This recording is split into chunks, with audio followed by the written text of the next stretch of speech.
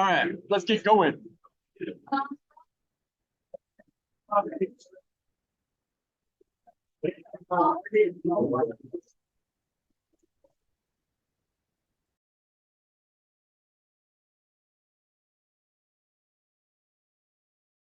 is the Big Hole River below Big Lake Creek at Wisdom.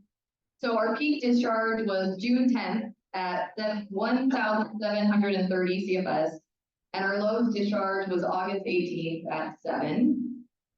This was brought back up the next day thanks to a generous contribution in the upper Big Hole. Here we have Big Hole River at Maiden Rock nearby. The peak discharge was the end of May at 5,300 CFS, and this was above median. And our lowest discharge was mid-August at 280 CFS. Here we have Big Hole River near Glen, Montana.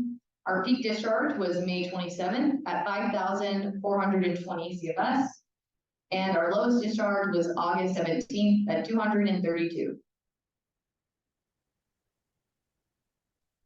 Big Hole River near Melrose, the peak was May 23rd at 5,510 CFS, and the low was August 18th with 280 CFS. Big Hole River below Hamilton Ditch near Twin Bridges. The peak was May 23rd at 4,750 CFS, and the low was August 18th at 132. Now we have the Big Hole River near Wise River. The peak was May 26th at 4,307 CFS, and the low was August 18th at 140. Here we have our precipitation for the year. The 2023 water year ended at 104% of median over 32 inches of precip accumulation. So as what we already know, we had a good year. And then this has our climate outlook. For the 2-week outlook, we have below average temperatures and above average precip. For the 3-month outlook, we have equal chances of above average temps and equal chances of precip. And then El Nino, there's an 8% chance through the spring. The Big Hole is currently not in drought, but the northern reaches of the watershed may be abnormally dry. And that is it. Is there any questions? I may be able to answer it, or I will tell Caitlin what you guys asked. Okay. Thanks, Caitlin. Appreciate it. Yeah. All right. All right. Moving on. Do the stop share, and I will do mine now. Yeah. Right. Yeah, I got to do that. And that guy. Come on. So we're good on Zoom? Okay, now I got to do that thing again. Hold on. Every single time. Every single time.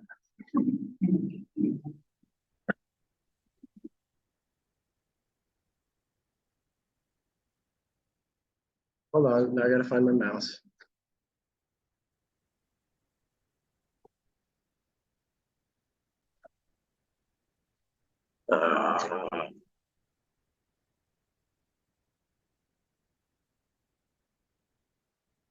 Okay.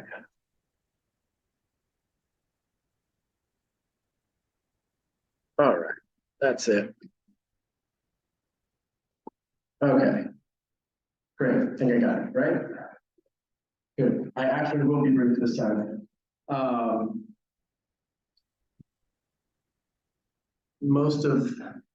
lot of what's been going on, Ben will cover in his notes. That's not the one. You guys aren't supposed to see all the notes part of this. I'm gonna leave it right there. Okay. I'm in full swing. Ben and I were just in full swing with reporting, billing, just to give you a sense. it's like $200,000 worth of project is just kind of come through our shop, and we're paying contractors out, and that's awesome. It just means we got a lot of work done, and we're sort of wrapping things up, getting good with all our grant partners, and starting really to think about the cold coming in and getting into planning mode for next year. Any guesses? Anybody want to take a stab at where these two pictures are from? Same place.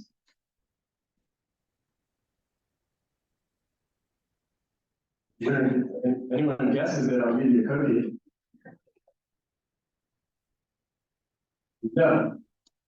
But related in a weird way. This is the plan of the old Pettingill Dam. So here's the intake. That's the face of it. Here's where the footers were. I was curious, this is a site that had a House bill in the 1980s that would have funded another dam here. Obviously that didn't happen, but I was curious to see what is up there. It's a beautiful meadow, and there's a lot of water pulled up kind of behind it. It's sort of a relic of what used to be there, but I certainly got the impression that you don't necessarily need a 70-foot tall dam, but there's definitely more storage to be had in a big meadow like this. The engineering of it all is a little baffling and complicated. How do you do something like that? But how do you do a dam without a dam? Well, the upper big hole is one, right? When everyone's flood irrigating it. It makes me think about these types of places on the landscape. One of the reasons I went up here, because we were visiting the Coolidge Ghost Town and the Elkhorn Mill site. We did finally get Lisa Timchak, the forest supervisor for the Beaver Head Deer Lodge National Forest. She was up there with their lead archaeologist, Amy, who's a woman who surprisingly got her start in her career when she cut her finger as a kid on a rusty can at the Coolidge Ghost Town. And that actually sparked her interest in archaeology on Forest Service ground, and this is what she's doing. She's fully on board, and things are just about to kind of go to a really good place. Everything we've been planning for there at Elkhorn is about to unlock in a big way. That's going to have work for the next 5 years, easy, on that project. This is gigantic. You should go see it. At the time it was built, it was the largest wood structure west of the Mississippi or something like that. It's gigantic. It's also a mess, and it also might fall down. So there's a lot that has to happen up there. There's a lot of mitigation for culturally sensitive and historic artifacts, places, buildings, piles of tin cans. All of that has to be inventoried. And anything that gets disturbed that's a historic object here has to get mitigated. And the reason I went to Pettingill, she said, well, if you do mitigations, Pettingill is technically related to the Coolidge because the railroad that went to the Coolidge got blown out from the Pettingill Dam failure. And that's why the whole operation there, one of the reasons the whole operation never continued. So anyway, weirdly, these two places are totally connected now. And there will be piles of money coming our way to fix the problems at Elkhorn. The forest is really interested in turning this into a showcase visitation location for the forest. So that's just really exciting, and it just goes to show when we get involved, we get the ball rolling a little bit, we sort of keep a project bumping along. Eventually you hit this point where the interest comes in from the agencies and the powers that be, and they really start moving things forward. Nothing new there, but game on.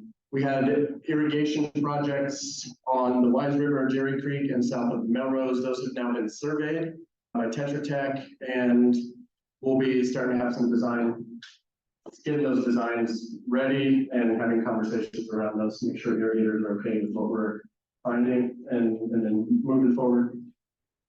Basically getting those structures all shovel ready for money to implement as soon as we can find that. I did go to Wisdom for the Fish and Wildlife Services Conservation Area Scoping Meeting. You'll hear a little bit more about that from Jim Magee. I thought it is, anyway, we were approached by this 2 years ago. They started early. Just want to reiterate, as far as our process goes, I felt like they came to us as soon as it was an idea, and we publicly, talked about it, had it out there. Still doesn't stop the fact that when people see a polygon drawn on a map, they're going gonna show up. And they might have things to say about it. So anyway, we're keeping up on it. You know, we're supportive. We think I think it is a worthwhile tool to keep available in the tool belt. So that's my first opinion. Our water storage subcommittee is going to get a little sort of rejuvenation. We're just going after some good grant dollars from the Bureau of Reclamation for watershed capacity. This is unmatched money. It's money that does not need match, and they'll give it to us 6 figures for 3 years in a row. Can't say no to that. So we'll go after that money, and it is to sort of keep pushing on all of the ways that we're trying to identify storage locations in the watershed. I won't go into more detail than that, but those of you that have been on that subcommittee, that are on the governing board, you'll be hearing from me soon, and then we can start talking about how to add technical expertise as needed to this process. So hopefully those of you that have shown up will continue to show up. And then lastly, I got interviewed for an article the Standard's doing on the Endangered Species Act's 50-year anniversary.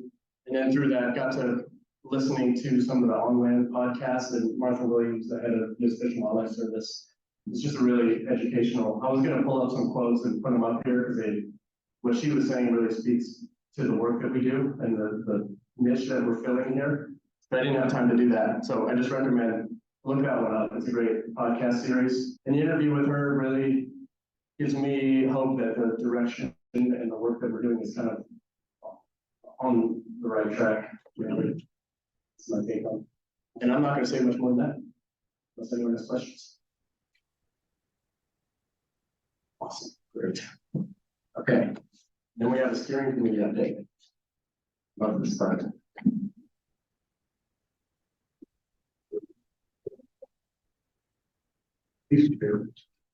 Oh, there, so as part of that Coolidge restoration, yeah. do you think that rebuilding that Penfield Dam might be part of that? Or Doubtful. okay, That would go several steps beyond mitigation to a whole nother can of worms. Okay. Mitigation, but I don't know. I don't know.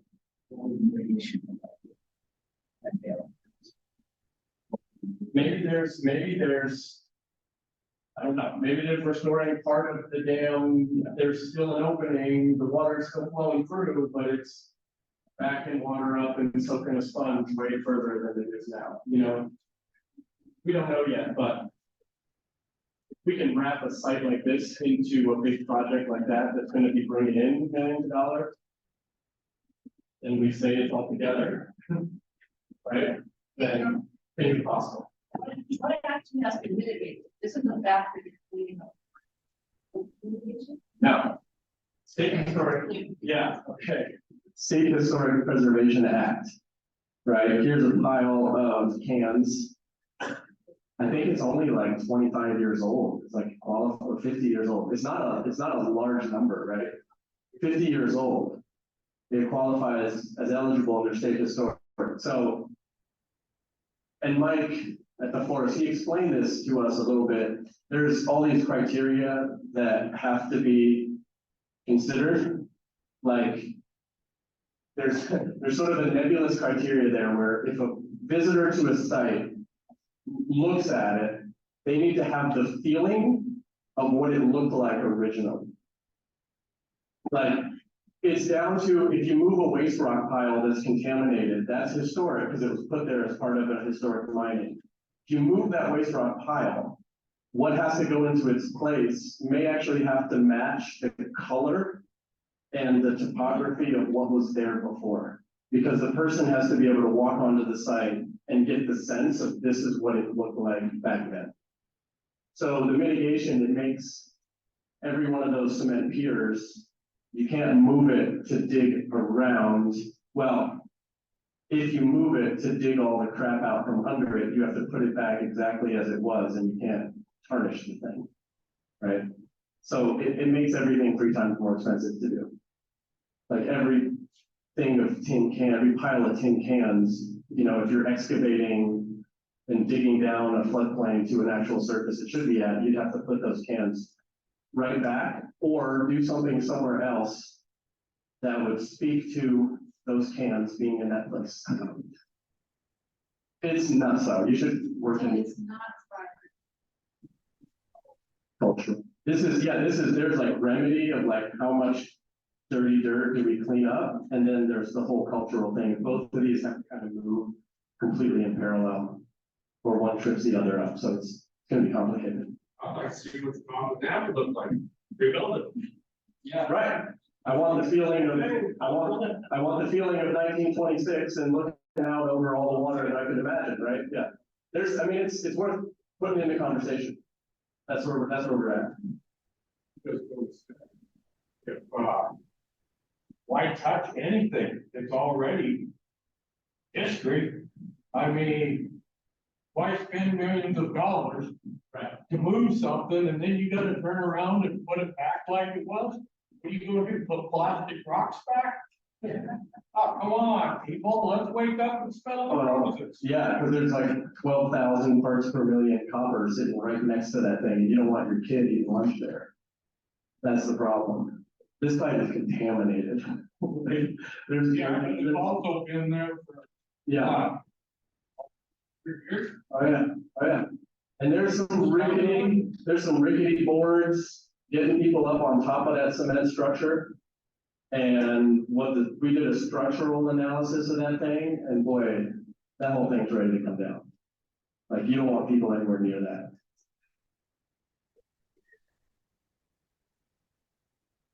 No. You have to go and inventory, you have to do a cultural inventory. In the case of the Coolidge, it is on the National Register of Historic Places, and that involved a really extensive full-on inventory analysis of the whole site. Yeah. And now, we won't go into it. It will not be taken off the National Register. It's really important for a forest to have these locations on the National Register. This one may or may not actually qualify for a National Register because all the buildings have since fallen down, except for like one or two. But anyway, that's why you've been in the big bucks, man. We gotta figure this out.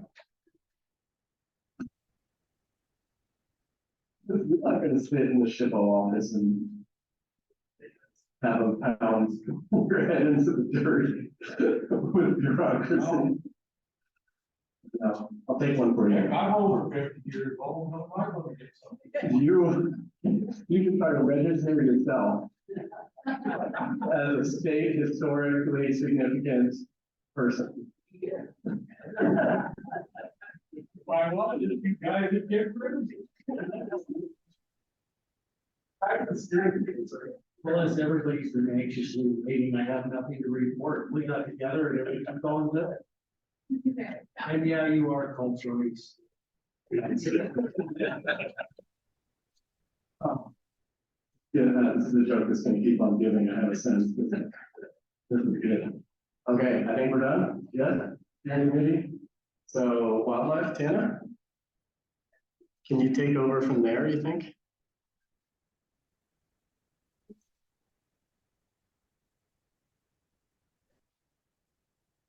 You answer.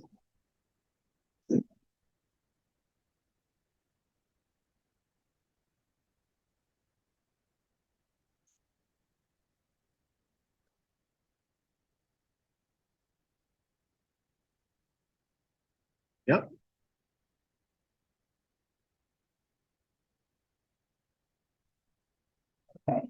My first quick update is just our YouTube channel is just cruising along. In September alone, we had 248 new subscribers. 60, we have a total of almost 69,000 views and 231,420 minutes watched on our YouTube channel. So impressive. I've been working on getting our signs installed around the big hole, which has been a fun project. We got approval from BLM, so I've installed them at most of the BLM fishing access sites along the river and then a few of the private sites. And we're working with FWP to be part of their initiative they're basically redoing all their signage in the spring anyway, so we're just gonna wait until then and try and get our signs with their new signs. So. And sending out the weekly drought reports by both via text message and email. So if you'd like to get those, you can text drought to 26989 or scan that QR code or just let me know and I'll put you on the list. We've had a pretty good year, as you all know, and it's almost, I'll stop sending these at the end of October, so almost done. Wildlife, our range rider program just wrapped up at the end of September. Our ranger, Chet Robertson, patrols allotments in the upper Big Hole from July 1st to September 30th.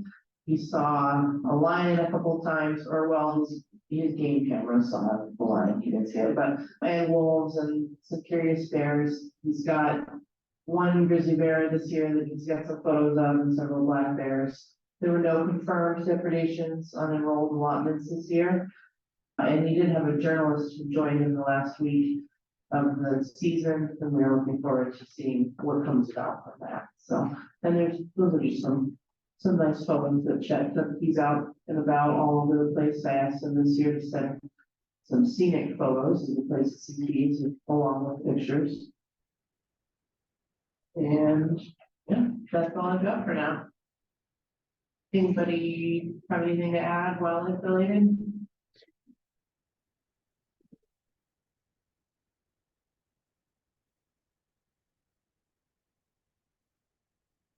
So I've been asked by Eric Calsta and Matt Collins on behalf of Western Landowner Alliance to speak to the Holy Cross Cattlemen's Association Colorado because they're reintroducing wolves in Colorado.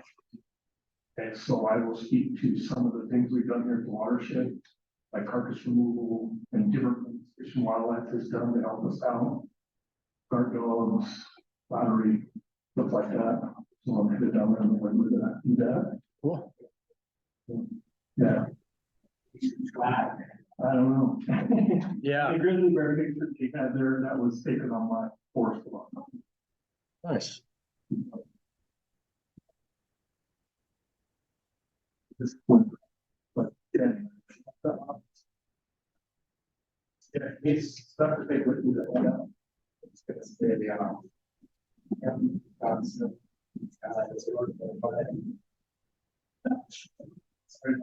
I'm working with Kim a little bit.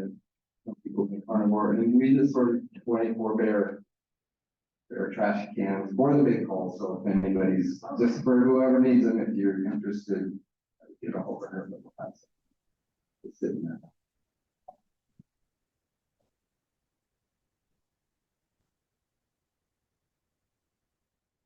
Any more wildlife? Okay. And restoration.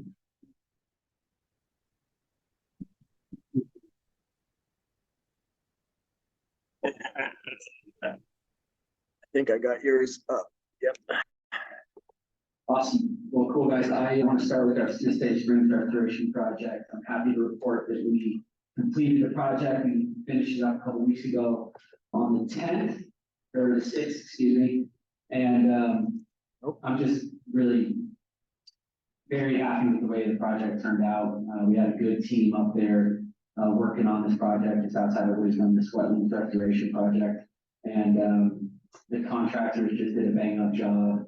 And it was really smooth. It was actually, generally when you do these large scale restoration projects, you generally have some bumps that occur along the road, and we really didn't have a whole lot on this one. So we're getting contractors paid up now and reporting out on all those grants. And yeah, it was just an awesome project. This is just a photo that we had to do some monitoring post project just to show this 319 DEQ grant that we're actually going to grow wetland vegetation on this strip of land. So we had to do some before and afters that, when we come back in previous years, it was going to be, 80-90% canopy cover of wetland vegetation, sedges and marshes and such. So You want to do the video?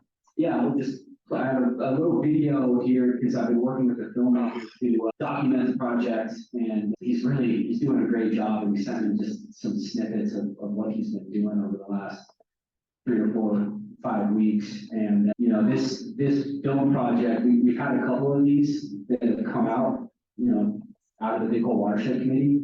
And the filmmaker that we're working on here, he's like, hey, I want to do a project film, but I also want to do something that's really going to grab a lot of people's attention and maybe we can get this to some film festivals. So he's just really passionate about the project, which is who we want to have on board when we're doing this kind of work. So he's got this is a drone time lapse footage of the project, and the excavator right now is building a new channel that we have. This is downstream of the main project, and we actually had Jim Magee out here just to help him That's other contractor figure out the correct alignment that would be best suited for potentially grayling, rearing, and spawning habitat. So yeah, it's just going to be a very cinematic film, and this is just a little glimpse of what it's going to be. I mean, it's going to be awesome to see on product, but thought I'd just share some of it with you.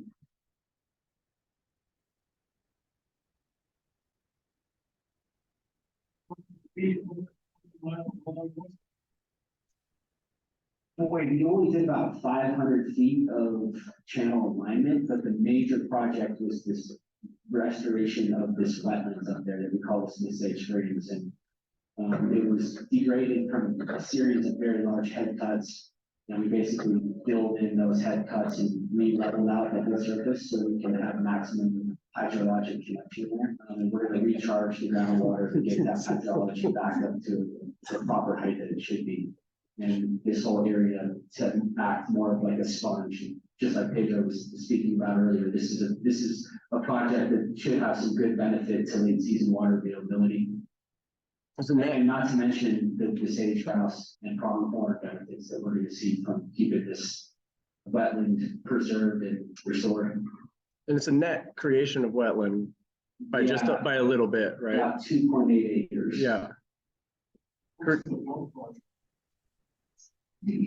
So we have a donation. I got 4,000 from BHWC. That's part of the grant that we have. And then they're so stoked on it that they gave me another $2 grand. But then we have the Intermountain Joint, Intermountain West joint venture. Intermountain West Joint Venture. They're wanting to spend between 15 and 20,000. And then we're going to donate a little bit more. So the whole project, it's really going to be hard to show what we did without some animation and some drone shots and time lapse stuff. So the good chunk of it might go to some animation. The filmmaker that we're working on he's got all these great connections with some animators that have done some really cool stuff. And so that could be, we might have to do a little additional fundraising past that 26,000. How much did the project cost? The complete construction cost was around 240,000. Not to mention, my time and engineering and in-kind donations. We did 1 mile of fence around the entire project, and so it's. Well, I don't have a total number on, Probably a little north of 400. probably 400K. Yeah, Yeah. something like that. But we've been working on this one for a couple of years, and I'm just happy that we've come to an end on it. We're just going to see how it works and functions throughout next spring and so on. This might be a good audience question too. Yeah, so here I guess I can open it up here. This is our Upper French Gulch Fish Passage project we completed last year. And we built 26 step pools so these Arctic grayling and Western cutties can go and move up through this area where previously they couldn't. There's a 30-foot cascade impeding their movement. So we basically dug out this whole canyon right here and built these step pool features. And we knew that we would have to do a little maintenance and work on it because it's just impossible to place these rocks like as precise as we really wanted them to do.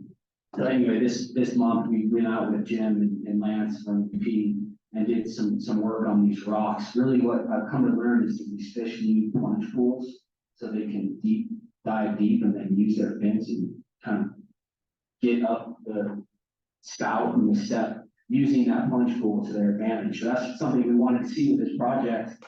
And we realized that there was some rocks impeding that, essentially creating a splash pad. We did this really cool thing. We brought a hammer drill up there and a generator and drilled like 20 holes about 1.5 inches in diameter, and then poured in this substance that Jim found out. I don't know I forget what it's called again, but it's essentially an old mining product that it's a slow expander, and it's like a slow cracking type of product, and it actually worked. We poured it into these holes and came back the next day, and we completely busted up some pretty big boulders. By doing that, we were able to move those out of the way and create that punch board we want to see. We have a couple more days of doing this type of work, and perhaps we might need to, depending on how things go, we might need to get an excavator in there one more time to move some more rocks around. But yeah, that was a highlight of my month. Another highlight of my month was we installed 2 pond levelers in Mud Creek on some private property. And essentially what the beaver were doing in this instance were flooding out this horse pasture that these landowners did not want to flood out. It was creating some hazards for the horse during the winter, basically creating a sheep flow over a couple of their pastures. So we came in and installed 2 of these pond levelers and 2 different dams, and basically just lowered the dam by 1.5 feet. Beaver can still stay. We lowered the height to where those beaver can't, no matter what they try to do, they can't continue to flood out that pasture. Water's just gonna run through the pipe and downstream. But as you can see here, like in this photo, there's a good chunk of pond behind it. And yeah, we did that 2 weeks ago, and I talked to the landowner. Beaver haven't come back yet, but we're pretty confident that they will. So this is one where they reached out. I took one visit to the site. I've been doing these for a couple of years now, and getting some good practice doing it. So we got the materials and banged out 2 of these in a day, and positive work. Anyone has beaver flooding problems, this might be a way to do it without other methods. Here's just another one. Yeah, the landowner, he's been fighting this beaver for a lot of years. Let's see how this works. All right, there's Allie. Trail Creek, we finished this conifer encroachment project up this month too. This is 507 acres of this lodgepole encroachment, and we had some trials and tribulations throughout the project, and I won't go into detail, but we finally got a really good contractor out here. And these guys are from Guatemala and Honduras, and they had these weed whacker blades, and they're basically 16 of them mowing down this forest. And it was pretty crazy to watch, actually. I was in awe. These guys went through units. They did, there was 207 acres previously done, and then I hired the second crew to do 300. They did it in 3 days. It's very impressive. Yeah, and they're cheap, and it's one of those tough things because you want to hire local and you want to support the local guys, but it's just really hard for them to compete with this powerhouse of a forestry crew. Yeah. So anyway, that's a positive project, and we'll be doing more partnering with the Forest Service conifer encroachment projects. And then we already touched on the leadership visit that we had at Elkhorn this year, or this last week. And all to say is that we're getting the ball really rolling, and we're going to pick up a lot of steam on Elkhorn this year. Be some outreach that you'll be hearing from us on our end and the Forest Service in regards to how we're going to proceed with actually implementing this project, right? Like, what are we going to do with this mill building?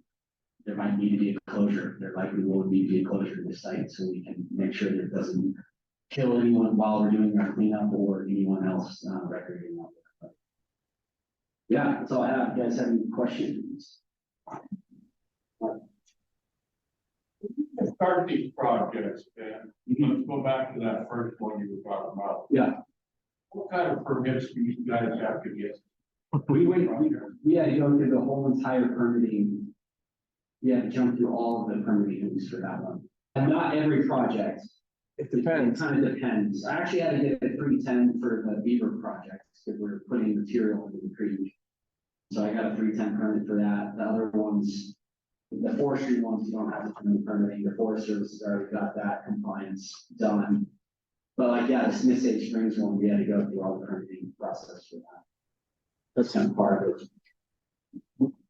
Generally speaking, at this point, navigable perennial waterways, if you're going to be in the better banks, that's Army Corps. So it's a 404 on top of your 310s. And with your 310 comes Jim Olson, your fisheries biologist, signs off then on the 318, which is like a temporary increase in turbidity.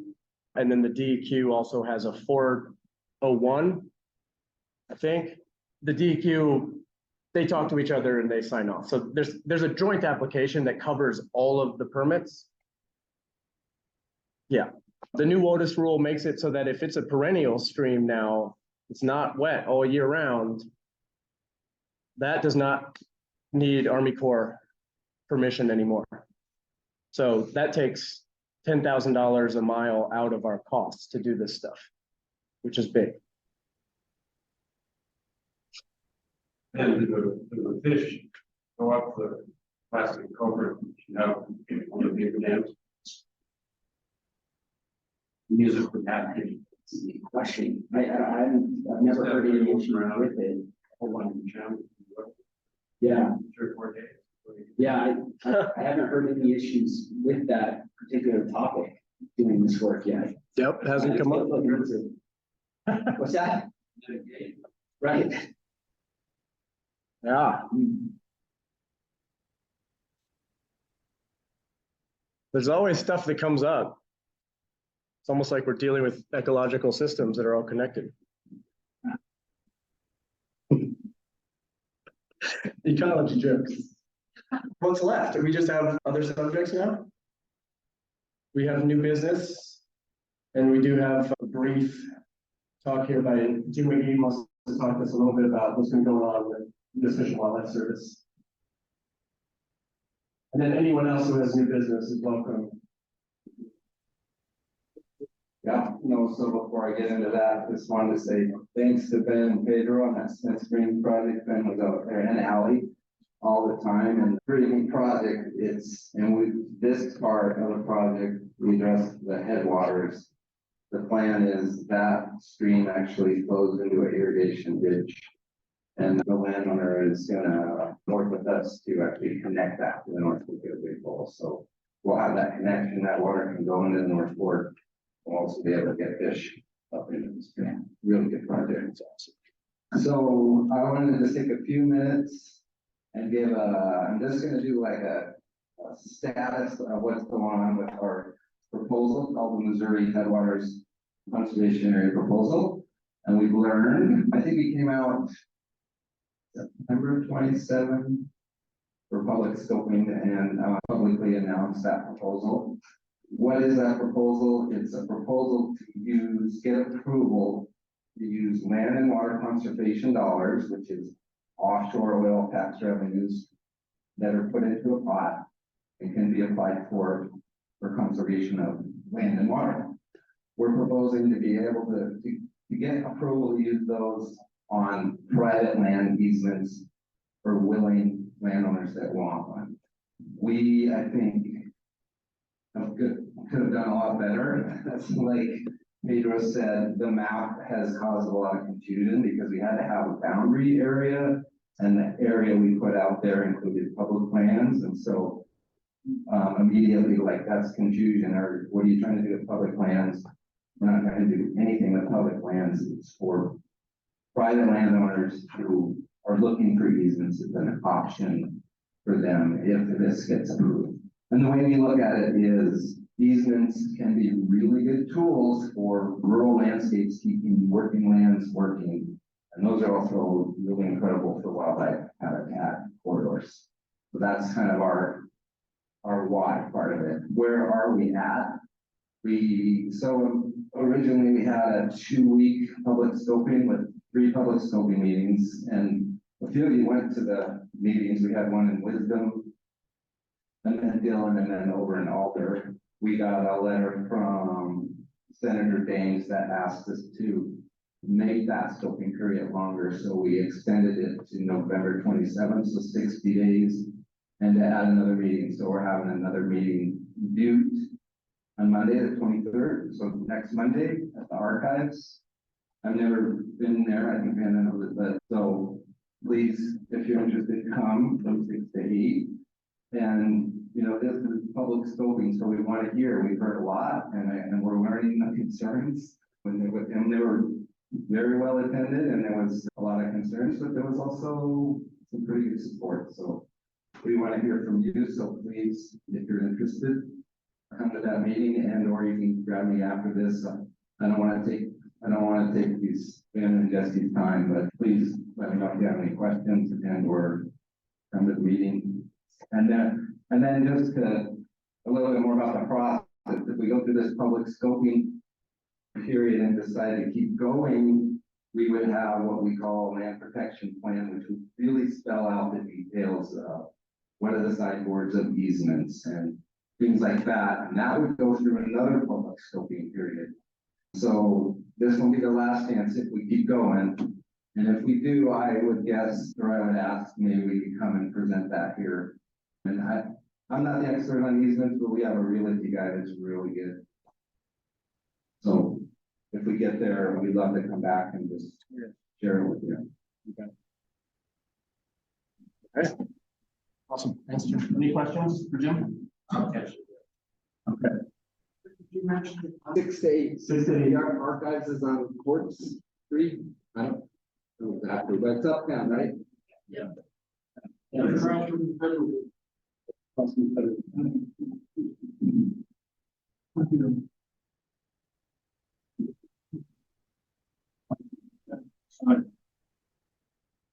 Enjoy the coffee.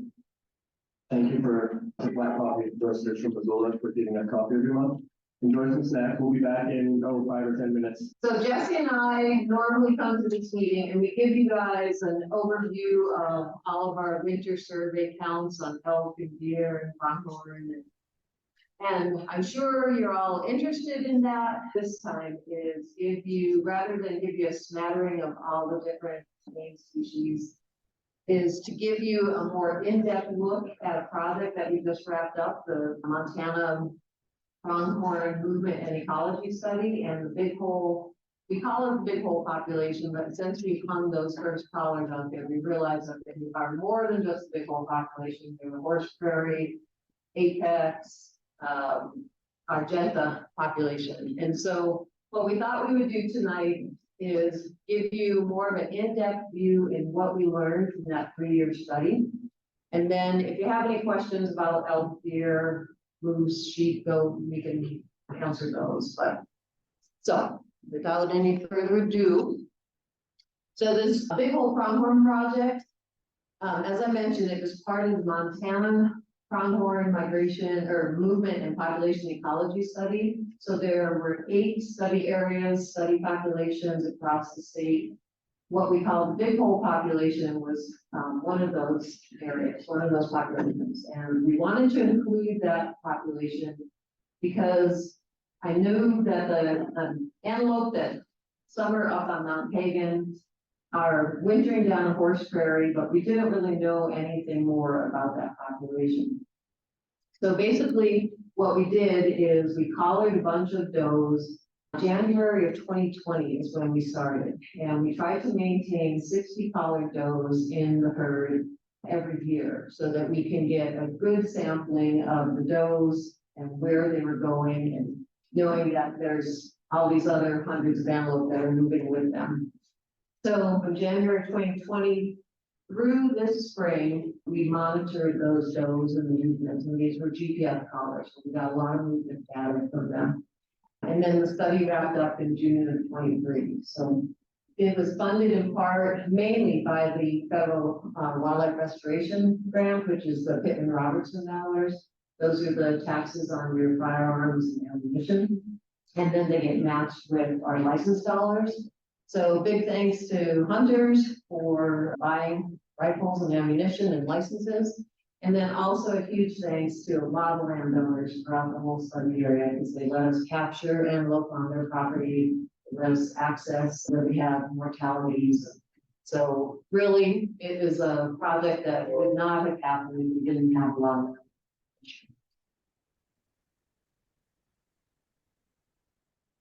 Okay, so the main thrust of why Jesse and I wanted to include the big hole population in this overall study, because we wanted to have a better idea of where they were, where, when, how they were moving. So very similar to last month when I talked about the sage grouse study that we did.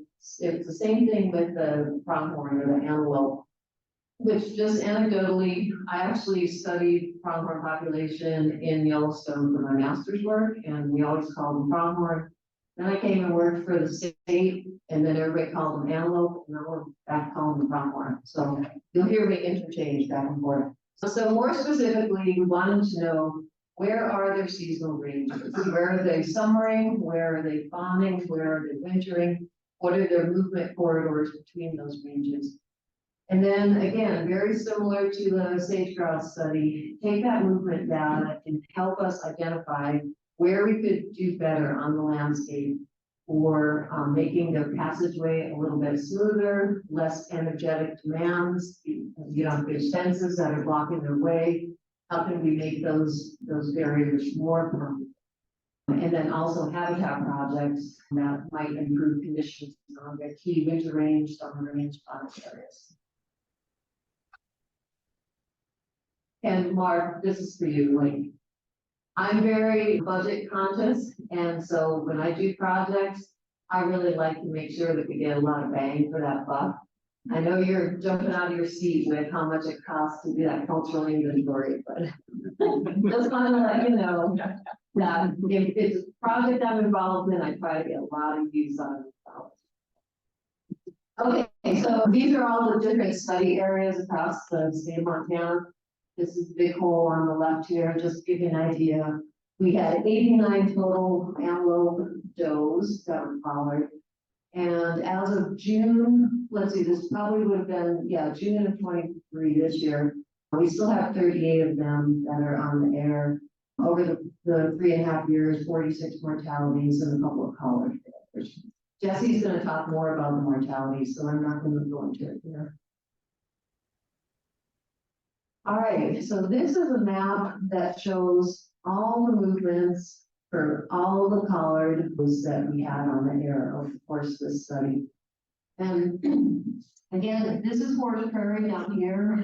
So where I started in my knowledge of this was that they wintered here, and then a portion of them came up through the big hole and came all the way up to Mount Hagen. That was the impetus for me to put this herd in the study.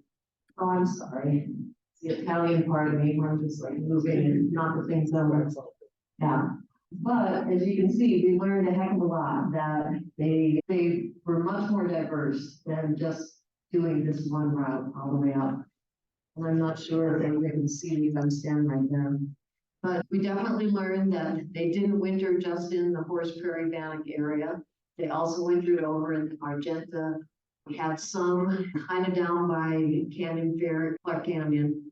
But most of them are kind of in this Argenta, coming over Badger Pass, west of Dillon. And so this is primarily where they all winter. And I'll show you another map here in a minute that has their wintering areas. But what's really fascinating to me with this herd that winters here, they pretty much have circled not just the pioneers, but also kind of the fleecers, granulated areas as well. So a lot of them, as you can see, Carroll Hill going right over that area. Some of them come up through Selwyn Meadows. A few of them will actually go through a stretch of trees, kind of end up over in the hairpin area. And then there's a lot of, this is more kind of a corridor. It's not where they're spending a lot of time, like actually for seasonal ranges, but this is definitely a big movement area here. And a lot of you who drive through the big hole, this is not new to you, but this battlefield area, big summer range, all the way up through all this country, Pentler, Palisades, all that country up there. There are a bunch that make it all the way up to Mount Hagen. We had one that did a really interesting exploratory, actually went over the top of the path towards Anaconda. And the interesting thing with that one is we also had one that came up along I-15 and came through Fleecer, came around, was at Fairmont. So they almost completed the whole circuit all the way around those areas. So every time we hang collars on things, we learn a lot more, learn what we didn't know, really. So I just wanted to show you that cumulative map. And then here are the individual season maps. So if you look first at the picture, you can see that they are pretty concentrated. Again, they're mostly down in that Horse Prairie Bannock, but then also in Argenta and just west of Dillon there. And then as spring comes, I'm gonna jump up to this map, they'll start to expand, and you can see these green outlines, these green polygons are their key concentrated spring areas. Same thing for summer, same thing for fall. I think the big thing here is that spring, summer, fall, they're really not changing the area that they're using. There might be a little bit more expansion, but pretty much these areas are 3 seasons of use. And then they're really neck down into the winter range. When it comes to the timing of migration, if you look on the left in that green box, spring migration generally starts around the 10th of April. We did have some that left as early as the 12th of March and some that left as late as 23rd of May.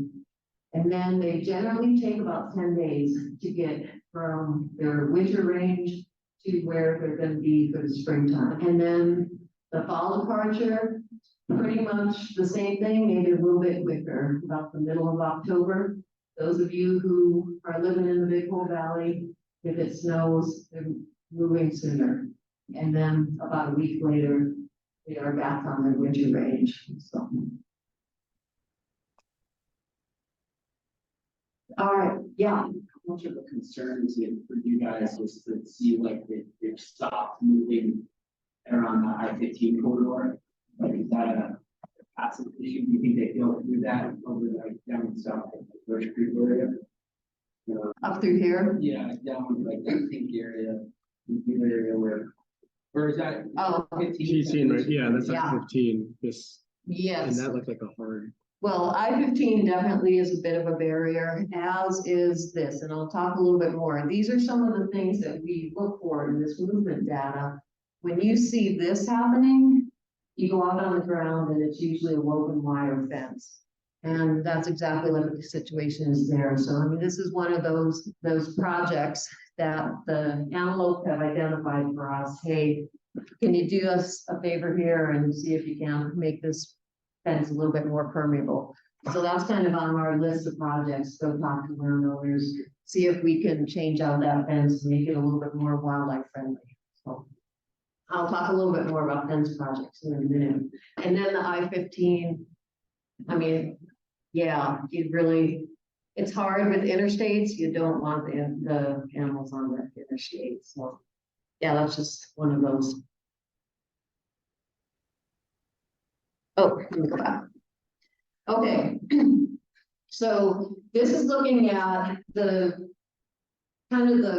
migratory status of these animals. And these are broken down by all the different populations across the state, but just looking at the big hole population. So here's the different color codes of what they mean. Dual range migrant is they have a winter range, they have a summer range. And you can see in the big hole that about in that population. And again, I'm using that big hole label loosely. It's a broader geographic area. But about half of our antelope in that population go from like what we consider a traditional movement from winter range to their summer range. Then you have some of them that are these multi-range migrants. They'll have one winter range, but then they have 2 different places that they'll go to in the summertime. So they'll go to one spot for a little bit and they'll move, they'll go to another location. These commuters, which we don't have any in the big hole, but they are ones that just kind of bounce back and forth, winter, summer, and they don't really, regardless of the time of year, they'll just kind of bounce back and forth between those 2 summer ranges. We have about, I'd say, a quarter of the population are resident. They don't move off their winter range. So they pretty much are staying in that Vanna Argenta country. Gradual movers, these are one of the dawdlers, like calling dawdlers. They just kind of take their time. They do migrate, but they take their time. And then we have a small bunch that they'll kind of stay on the winter range well into the spring and the summer, and then they'll move, and then they'll come back in the winter time. So, but for the most part, most of them are making some kind of movement. Majority of them are making a traditional movement, so. All right, and then when it comes to distance, the 8 populations across the state, the big whole population wins the race as far as the length of migration. So mainly, if you look at this yellow box here, that's where the, like, half of the distances of all the antelope that we had collared are represented in that box. So for the most part, we have some that go 100 miles. Those are the ones that are going all the way from kind of Dillon, Vanna, all the way up to Mount Hagen. And then, so maybe about 40 to 100 miles is the typical distance for the antelope in this population. A few years ago, 2 hunting seasons ago, we, when we're collaring and capturing our measure range, we have no idea if we're getting ones that migrate long distances or they're residents. We just take the first ones that we can hit the helicopter. But we lucked out 2 years ago when we were capturing, and we ended up getting about 5 or 6 does that actually made that long distance migration up to Mount Hagen. It was really great. Then came hunting season. On opening weekend, I think 4 of those does got harvested. But it was after they had migrated, like they left Mount Hagen and they had made it all the way back to Dillon and then got harvested. It was kind of heartbreaking, but for me, but that's the risk you run when you put collars. And all the hunters, they did not see the collar before they harvested, so it was random. But I felt bad. Those does made a big push and then they got shot. But that's what happens. Science. Yeah, they did. Okay, so part of the meat and potatoes of this project is, as I said, is to take this movement data and allow the antelope to tell us where we can do better on the landscape for allowing easier passage. So Jesse DeVoe and Kelly Prophet, I should give credit. Those are the 2 research biologists for FWP that did the study. And Jesse DeVoe did, like, just really kind of went above and beyond with this movement data and doing some really neat analysis with it. One of the things he did was get a map of all the fence lines and then look at the pronghorn movement relative to those fences and categorize their interaction with that fence. So was it a quick cross? They got up to that fence, they found a way underneath, they kept on going. No energetic cost to that antelope. Was it kind of an average movement where maybe they kind of bumped up against it a couple of times, but then they got right underneath it?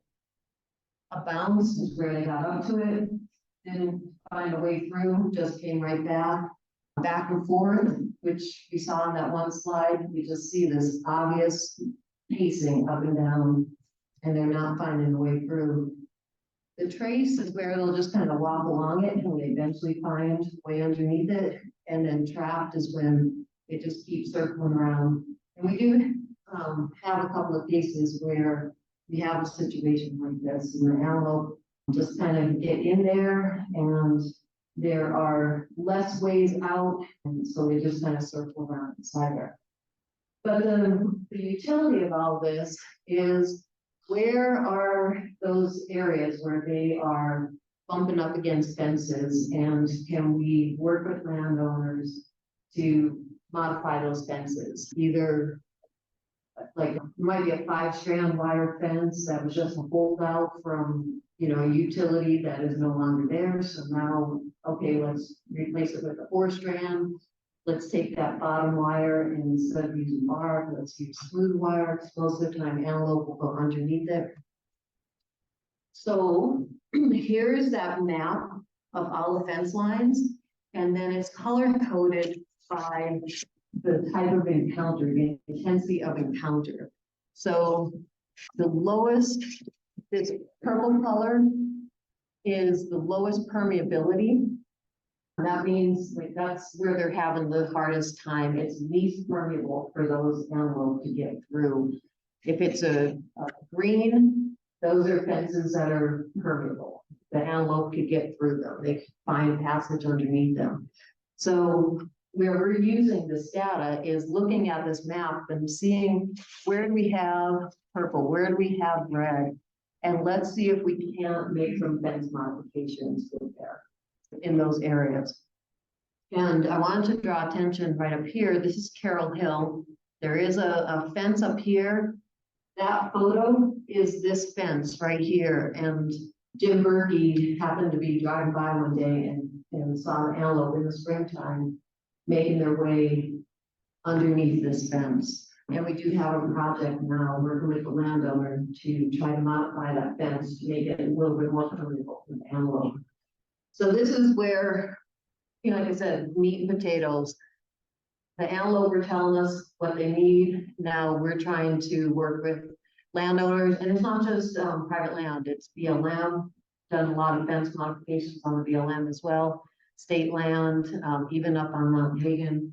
Like, where do we need to try to work on fences? So that kind of led to the second kind of a big offshoot of this project was several partners in Southwest Montana. We worked to get a fence coordinator position created. So the National Wildlife Federation housed that position, and Simon Bouchard was hired a couple years ago. And so his job has been to just coordinate all these projects so that we can, each agency didn't have to go through all the motions of putting together contracts, projects, EAs, all this sort of stuff. Simon has just been hitting it out of the ballpark and just doing a great job. So this map kind of shows some of the projects that he's been working on over the years. And in the past 3 years, you can see the stats, 23 miles of fence. Some of that has been removal. Most of it has been fence modification. So taking down page wire or woven wire fences, and removing it with forest strand, bottom smooth, doing modifications that make it easier for antelope movements. 8 different landowners have been really cooperative, letting us do these modifications on their property. This is an impressive stat. My hat's off to Simon for this. He organized a whole bunch of volunteer work days, 143 different volunteers from 12 organizations. He even had a bunch coming out from Michigan, just a bunch of, like, I forget what they did, Jesse, if you remember. But yeah, they had the big viral. Yeah, and somehow they just kind of heard about it and brought like 12 people out and spent a weekend and did a whole bunch of work, and we're happy to do it. 973 volunteer hours. So you can see some of the, over here in the Frying Pan Basin, 7.8 miles complete, almost 4 miles in Horse Prairie, working on this Big Hole Pass area. And Jim Magee has been doing some of these projects too. This, I think that was your project, right, Jim Magee? On the west side, east side of the, yeah. It is, just shake your head, yes. Those guys.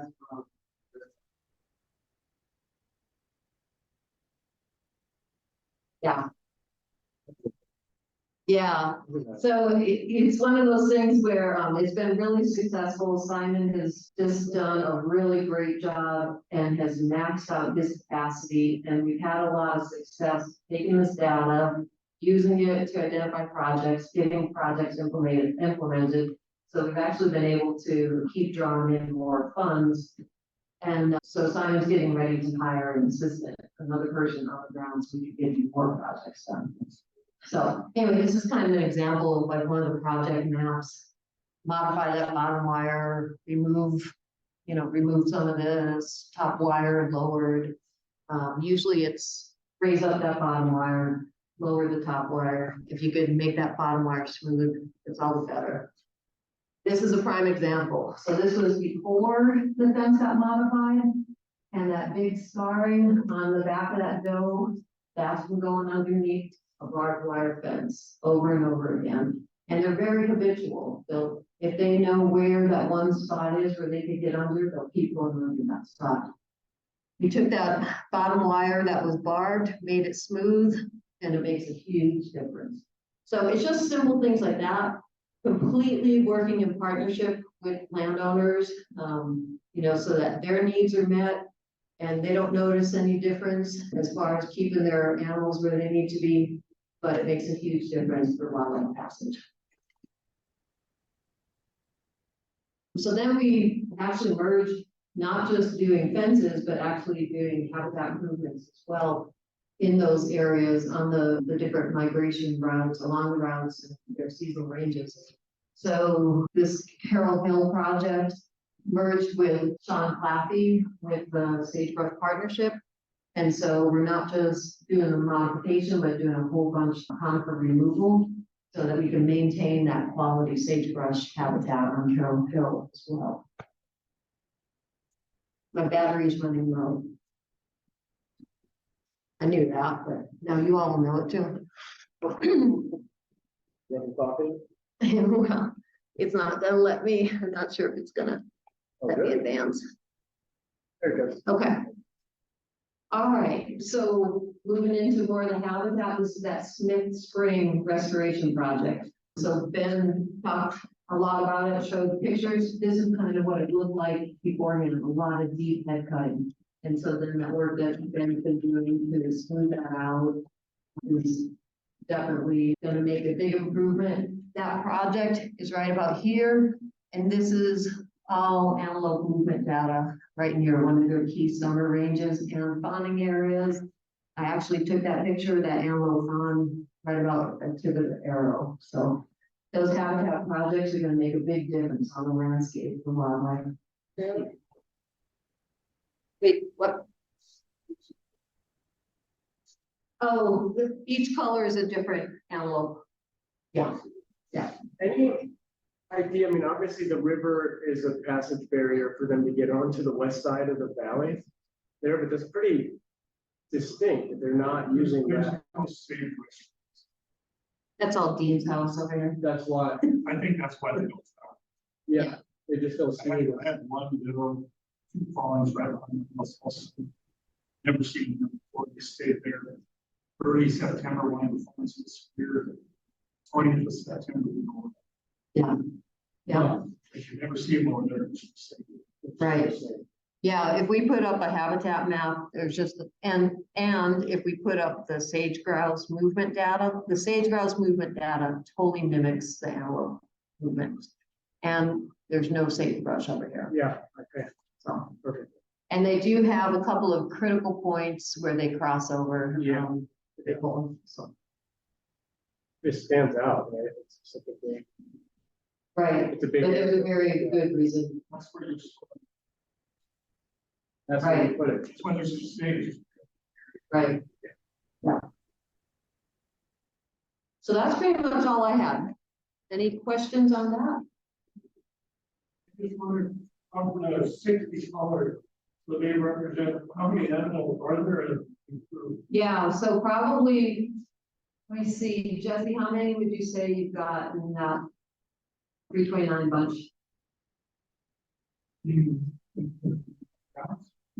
Yeah, I think combining all like the big hole, all of these places that we covered.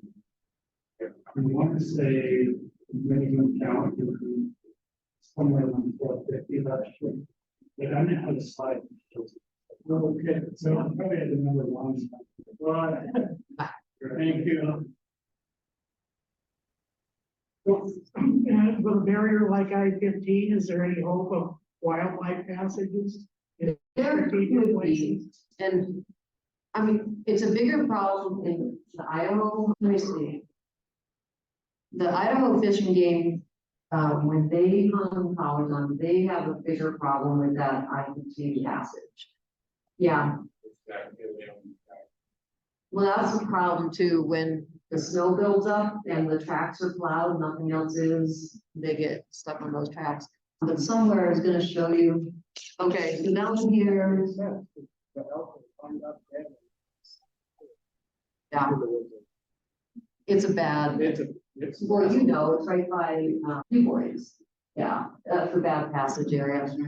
But right here, this is an area where, there's a lot of cage wire along Highway, 324, is it?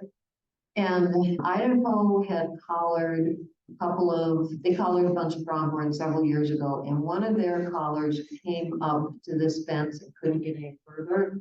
And then, we've got a whole bunch of, I showed you that the ones that are residents, they don't migrate. So they hang around here in the summertime. And so you gotta think that those two bunches would normally want to be mixing. And so that's one of the priorities for this year, is to punch some holes in that fence along Highway 324 and see if we can't restore that natural migration and mixing between the Idaho Upper Snake River population and this horse prairie population. So where we can, trying to make those road barriers not barriers. Yes. No, so in June, the collars are still alive, but our study is wrapped up. So we gave the BLM the option, you have to pay a subscription, a monthly fee. So, the BLM is gonna take over the subscription, and then I'm not sure what happened in Zooms. So nobody's gathering that data.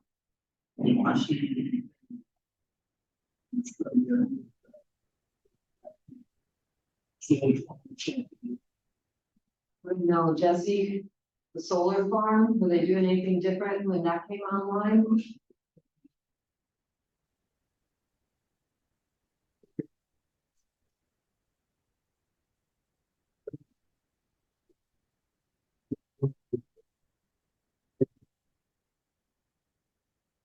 I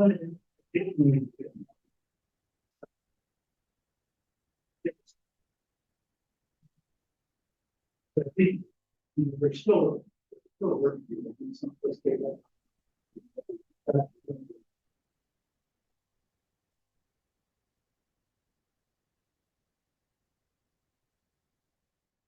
I was just gonna, real quick, go back along those same lines, Eric.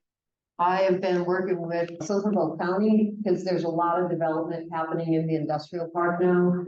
And so just seeing that there's a lot of antelope migration through here, just working with them on planning and making sure that we retain that corridor through there. Any other questions? All right, I'll turn it over to Jesse. Thank you. Thanks, Vanna.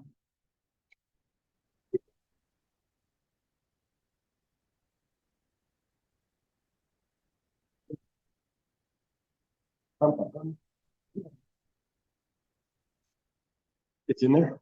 Oh. Yeah, go ahead. Oh, is this one? No? BHWC slideshow?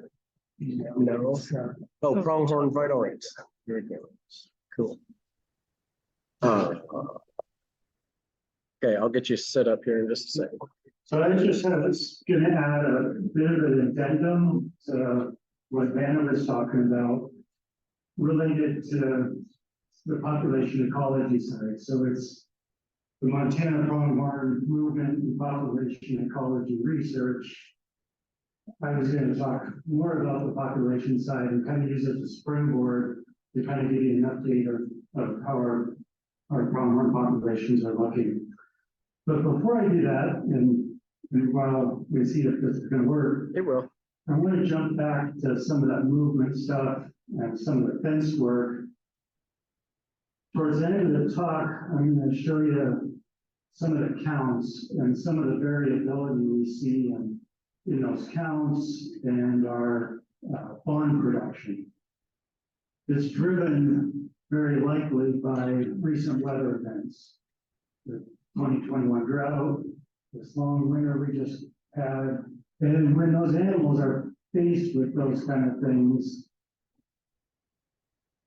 the way that they survive is, in a lot of cases, find a new area to be, particularly during the drought.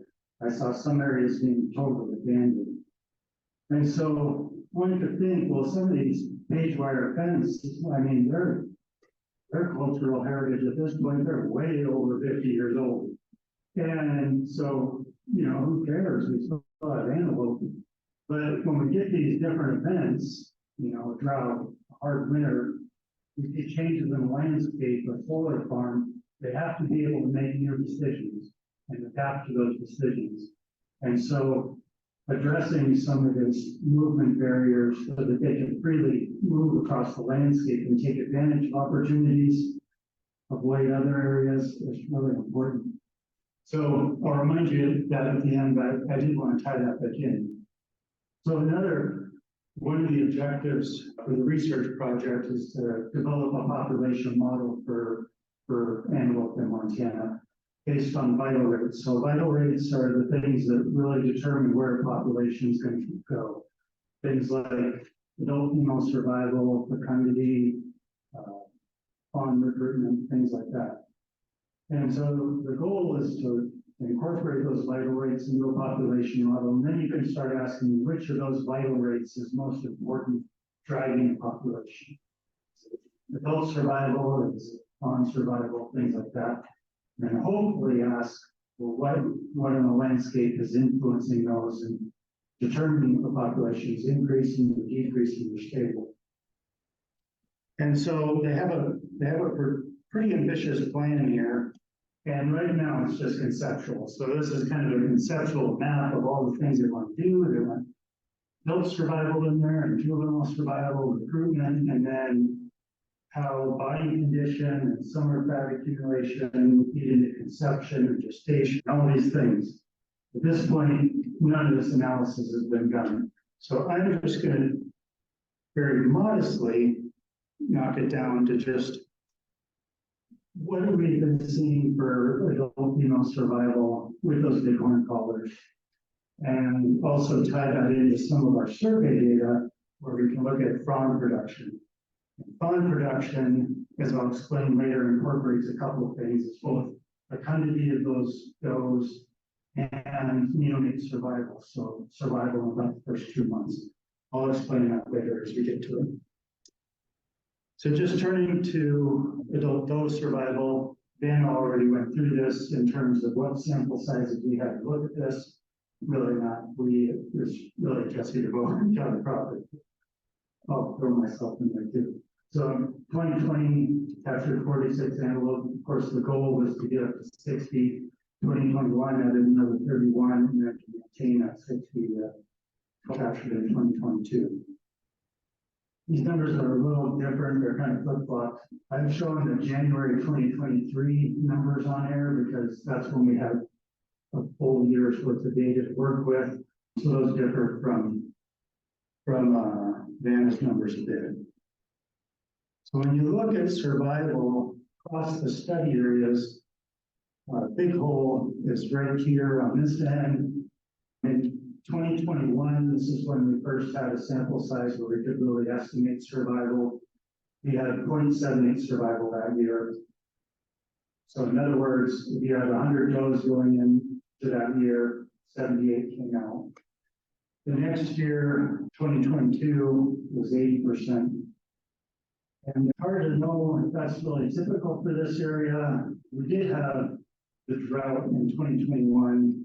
Maybe that could influence survival somewhat, so the does seem to buck that pretty well. But it also kind of agrees with what we were seeing in the different study areas and years. The average was 175.4. So pretty typical of what we saw in the Big Hole. Big Hole was doing a little bit better. If you look at, we could also break it into monthly survival to see kind of the chronology of survival through the year. And it's hard to see a lot of differences from month to month. And I know this is really hard to read, but I'll just kind of walk you through it. So this is the Big Hole here. This is starting in June of 2020. In other words, started the biological year basically, and then running through May, end of the biological year 2022. And, there's not a whole lot of differences, but we do see that late fall, summer, real high survival. And then we see some dips. Most notably, we see a dip in winter there, probably no surprise. We also see a dip in November, and that several of the study populations had that November dip, which does correspond with hunting season, and that may be part of the reason for it. Of course, October is hunting season too, and we didn't see it so much there. It also corresponds when they're getting on the winter range. Ben already showed this, but this is just another way to illustrate movement rates throughout the year. And you can see as you move through the months, you get a peak of movement, particularly around October and November. And that's when they're making that fall migration on the winter range. And it seems like as they're migrating onto that winter range, they're more vulnerable. Vanna pointed out that where those antelope that got killed that were at Mount Hagen was actually on their winter range. So that has something to do with it. So in terms of what we had for causes of mortality, these callers had a mortality switch. So if they were mobile for 4 hours, they'd send this alert, letting us know that we may have a mortality switch to try to get on it very quickly. And you had to get on them very quickly because an antelope does not stay in the landscape for very long. Hence, a lot of these, we were not able to positively identify the cause of deaths. We had a lot of unknowns. You know, even if you got the alert during the night and the next day you headed out there, you'd be really lucky to find a whole spinal column and a pelvis lots of times. And then you get snow events covering it. So sometimes you just find a caller that was just lying under the snow. Hard to say what happened to that one. This one happened to have a head attached to it. Almost undoubtedly have been buried by a coyote, because coyotes for some reason really like to take heads from things. But there was no way to figure out where the body was and or to say what happened. Yes, sir. I know, what you got on call? So this is like really unknown, like we don't know what happened to that critter. This is something killed it, but we're not sure what the species was that killed it. So I'll get into that right here real quick.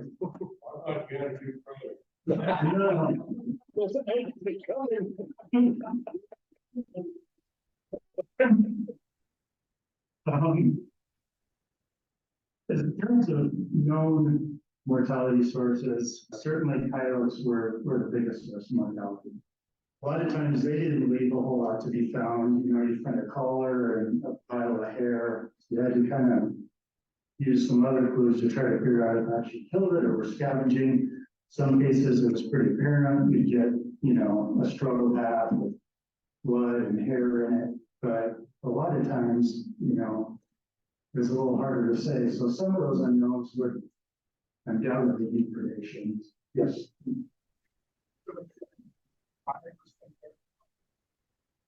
That's, no, 5 individuals. Oh, okay. So what does that come to? I think I have no cheating. So that would be 11%. Does that represent the part of the herd harvest? 11% of herd annual harvest? No, this is the question. We don't have any harvest data. I don't have any harvest data in there. I should have put the.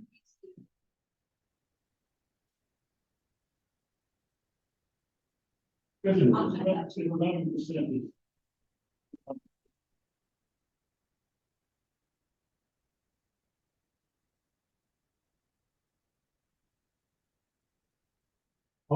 I'll tie that into some of that for you.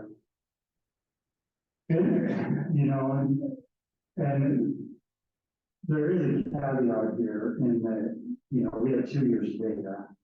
I mean, 2.5. And, you know, there was a lot of variability from year to year, but I will go to the predation. Again, those are cases where it was clear something killed it, but we couldn't really describe what it was. I think in most of those cases, it's probably coyotes. And that seems to be the major predator on these does. It's hard to say exactly how much that predation influences the population now on the adult segment, because typically the does that were killed, you look at the jaw and it's clear these were very old animals. Like this animal here, you have all these teeth cupped out, some of them missing even, and a lot of them were like that, where they were just clearly old animals. hard to say if they survived the winter, hard to say how much reproductive value they had. So at least some of this mortality is probably compensatory.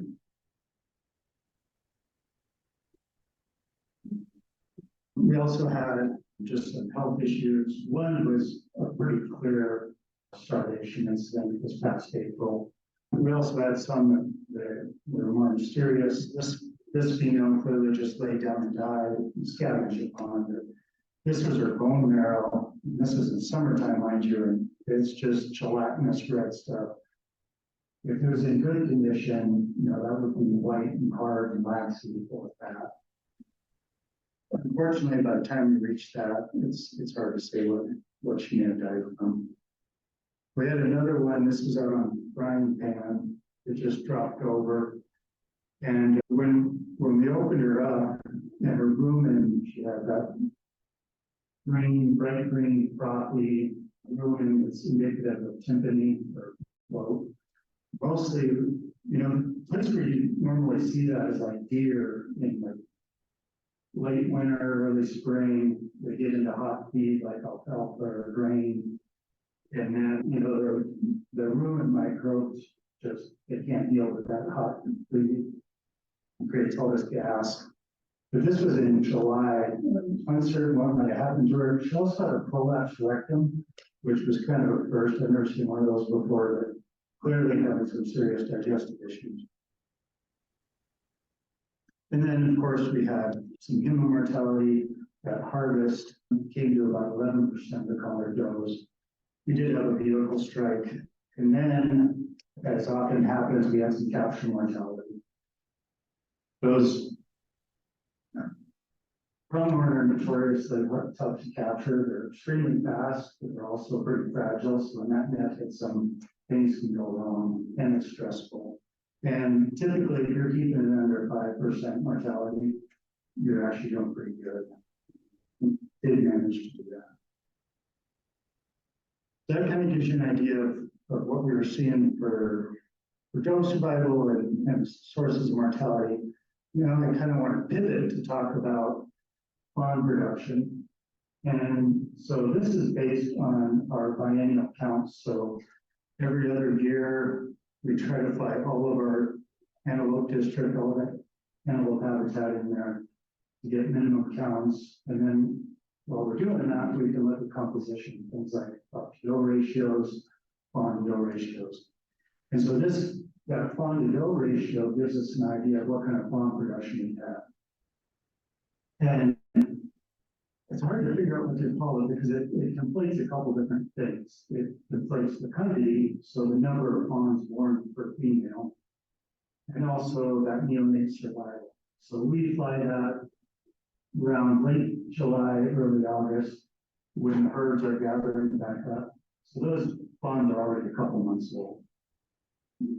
That's not insignificant because that's probably when most of the mortality is happening. So it is useful in that way.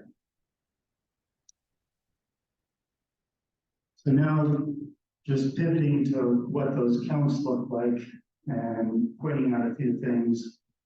I was wrong about that count last year.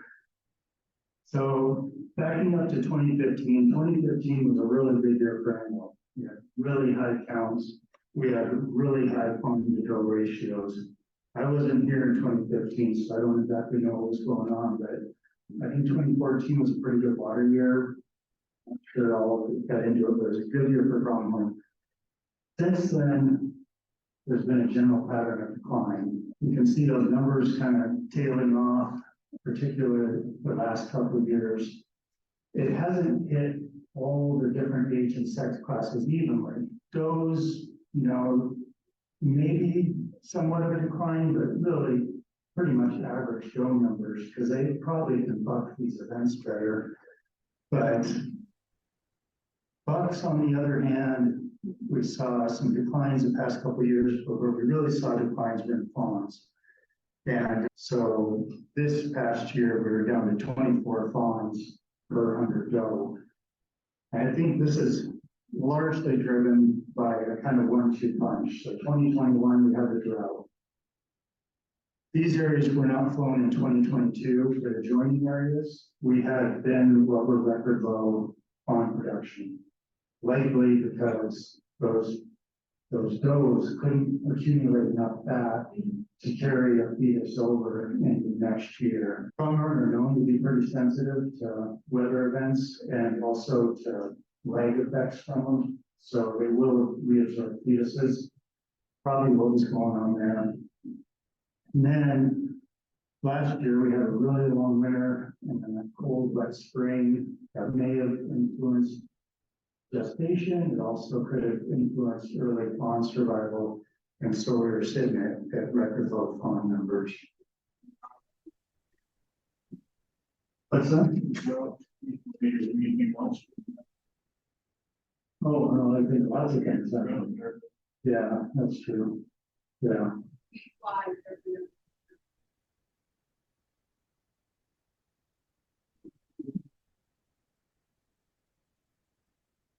Yeah, that's true. Yeah, that's true. Yeah. And I think we see that, you know, we're probably seeing some of those lag effects in our bucks after that. So, yeah, you know, this was a low buck count that easily could have been coming off the rough summer and then not making it through winter. So I think these weather events are driving a lot of it. Yes, sir.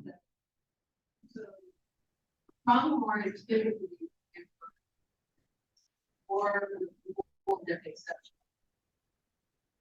So, you know, out in eastern Montana, they seem to go ratios over 100 pounds. Our system is a little bit different here, but you know, 60 pounds to 100 kilos should be. In Montana system that we have here, 24 is extremely low. 56. And then the other thing, this isn't, I have not seen this in any scientific papers, but anecdotally from biology how have this really hard wind back to backs. 2010 and 11, I believe, when they were able to find the Parkinson's. So as Jesse mentioned, they will reabsorb fetuses if they are and if that fetus has developed enough that those clothes are formed, those clothes will not be absorbed. So they potentially could be a physiological and making that go barren the rest of life. So we may be seeing very low reduction for the next 7 years in this population. Depending on what created that low fund.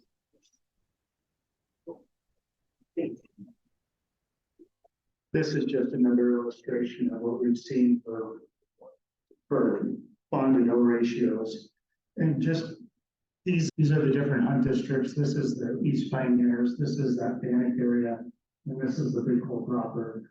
And there's different years of data involved here. So just to orient you, I put orange circles around the 2015 year where we're doing really good. And blue circles around this most recent count. You can see we're record lows, particularly in these pioneers and also in 329. So as Vanna mentioned, we're probably going to see some low antelope numbers for a while. We're missing a good cohort, like a few years worth of antelope. So it's going to take a little bit to get over that gap.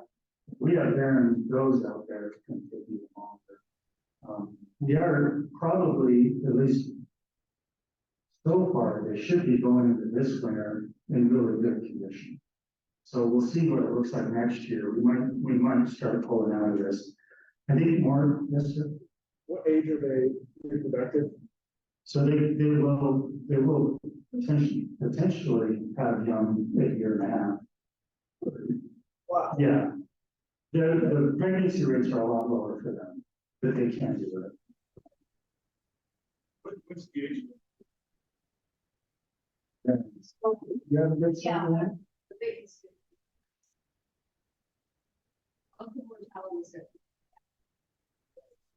that each stand for the big health, all those 8 populations that we looked at across the state. None of the other populations have those. And so it kind of goes back to what Jesse was saying, that, you know, in some cases, it's not necessarily the patient that's driving this population on the adult segment, but it could just be old age. And I looked at the Joe harvest for the past, like 19, 20, 21. And that kind of explained, I think in 21 and 18 they were 50 bucks. So they are making it for that. And I think they can stay productive.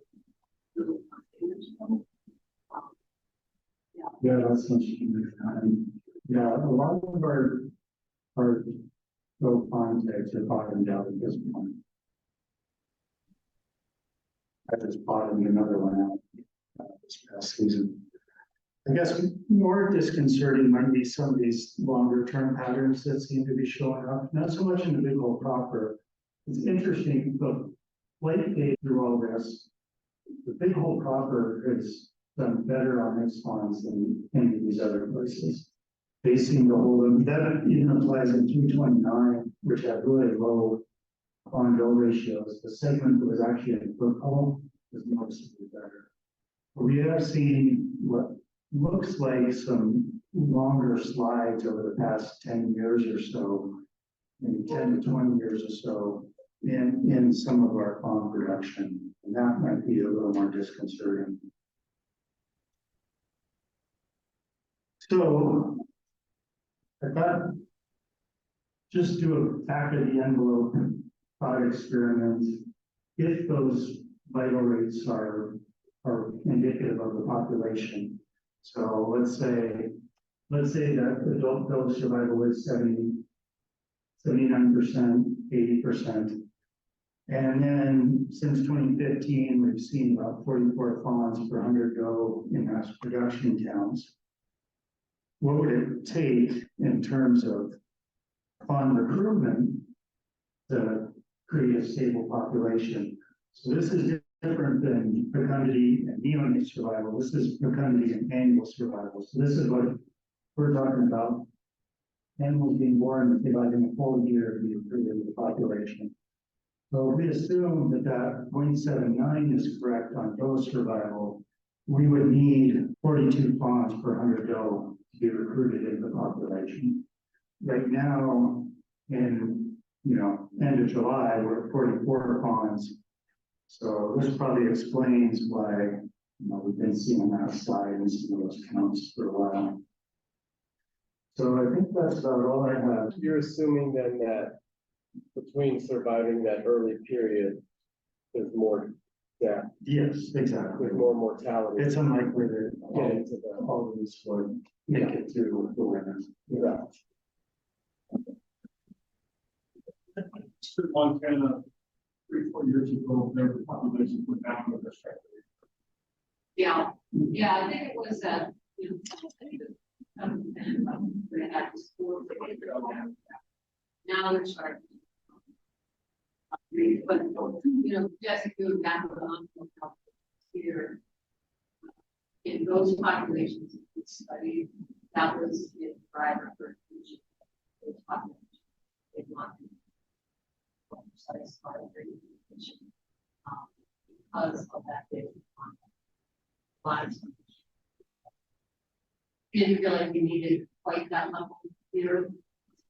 So, the last 4 years.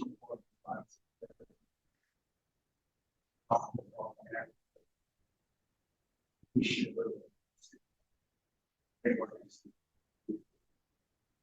Yeah, and you saw from that movement that.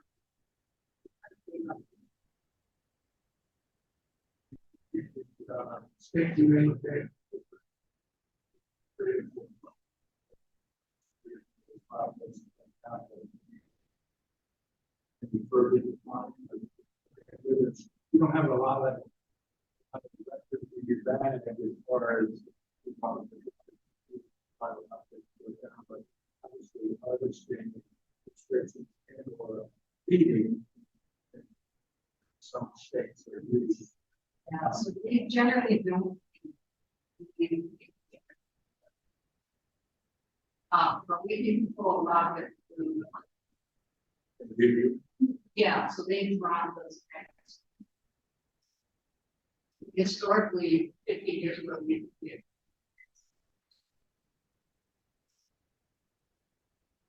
It's southeastern Montana.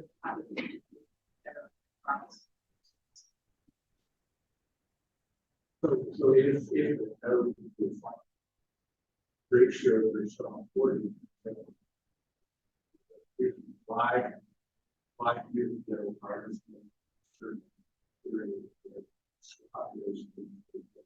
Yeah, so I mean, just the basic premise is, I'm thinking, consider harvesting of the soil. So you always maintain a balance, you always kind of look and say, like, what do you need for a stable population? And just like just going on this slide.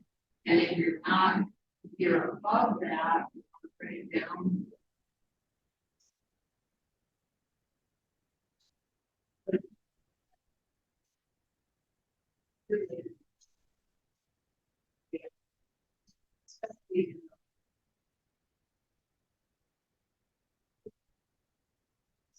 Like whitetail and pronghorn, just depending on like what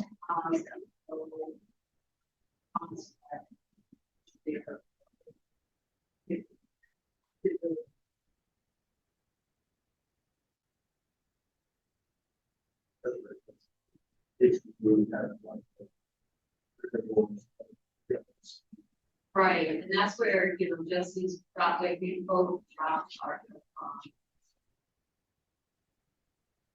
And then the other thing too is typically what we see on the tags is. So it's not an opportunity that we, you know, biologically do. And we'll speak.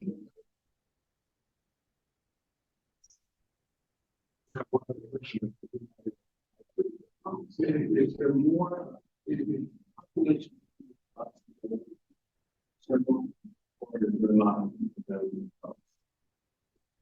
It's so common. Like the ratio you need to be able to have this breeding every year. Yeah, so you're in a protocol of answers. They will tell you what you need, like what mold. Yeah, and so typically, if we don't manage, we manage. What are your ratios of? So it's about, 40, runs around almost $40 per 100 grams. And that's being pulled down a little bit by these recent buck-bill ratios. So keep that in mind. And that applies to the farms too, you know, it's getting pulled down by some recent events. But we wouldn't have any concerns about pregnancy rates. They did do some small sample size of pregnancy rates for the big hole. I want to say, so they looked at a protein, it's called pregnancy specific protein B. And there's a kind of a cutoff that they generally use and say, you got more of it than you're pregnant, less you're not. And I think that came out to like 86 to 89% of the does were pregnant. That was in 2020. Just it's true though for the species when it moves to be way higher.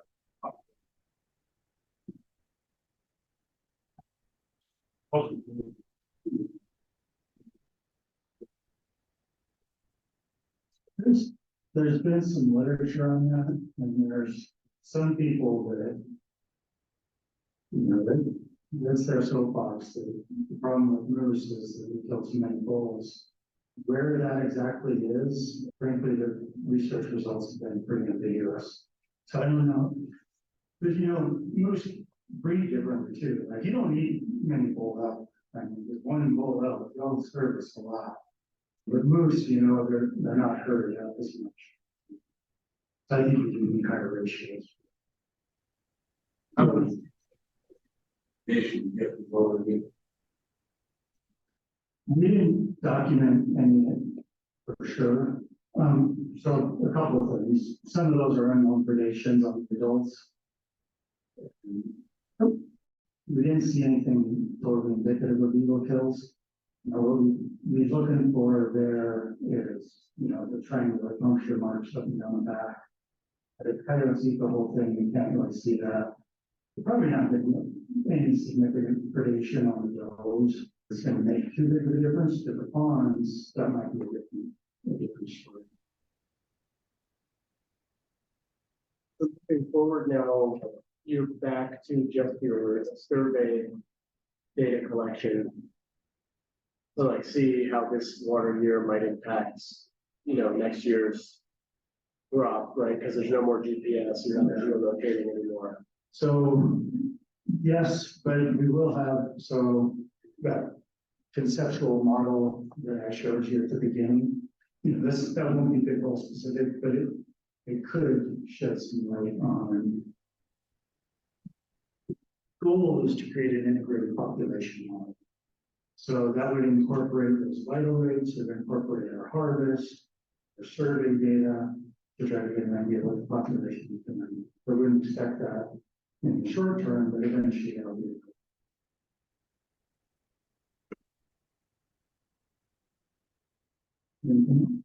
All right, well, thanks for your patience and back. All right, everyone, thanks for coming, thanks for spending your evening with us.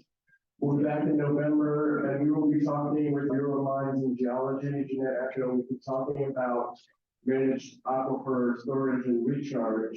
He's been learning up a lot about this, and he's going to talk to us about what the potential applications are in the big hole, what we would need to figure that out. Maybe we'll get an update on the Glen project, like maybe a little something. Yeah, thanks everyone. Drive safe. We got to get this place just back to one of these tables and a short little view, but if you could grab chairs and tables and get back, thank you. Drive safe. We're at 6 o'clock in November, daylight savings. So 6 o'clock will be here.